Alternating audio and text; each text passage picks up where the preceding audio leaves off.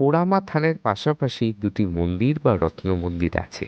একদিকে ভবতারণ শিব মন্দির ও অন্যদিকে ভবতারিণী মা কালীর মন্দির।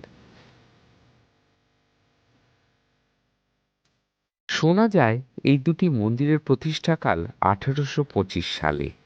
মহারাজা কৃষ্ণচন্দ্র রায়ের বংশধর নদিয়ারাজ গিরিশচন্দ্র রায় স্থাপন করেছিলেন ভবতারণ ও ভবতারিণীর বিগ্রহ। গর্ভমন্দিরে স্থাপিত ভবতারণ এক বিশাল শিবলিঙ্গ।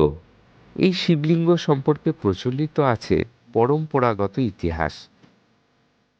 একসময় নদিয়ার রাজা রুদ্র রায় নবদ্বীপের গঙ্গা তীরে এক মন্দির প্রতিষ্ঠা করেন, যেখানে প্রতিষ্ঠিত হয় রাঘবেশ্বর নামে শিবলিঙ্গ। কালক্রমে গঙ্গার ভাঙন ধরে এবং আগ্রাসী গঙ্গার স্রোতে ধ্বংস হয় সেই মন্দির। তখন শিবলিঙ্গটিকে রক্ষা করার জন্য পুঁতে রাখা হয় গঙ্গা তীরবর্তী একটি স্থানে।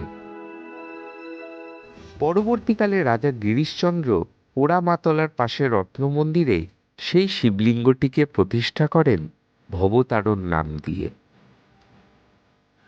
আর সেই থেকে আজও দেবাদিদেব মহাদেব এই অঞ্চলে ভবতারণ রূপে পূজিত হয়ে আসছেন।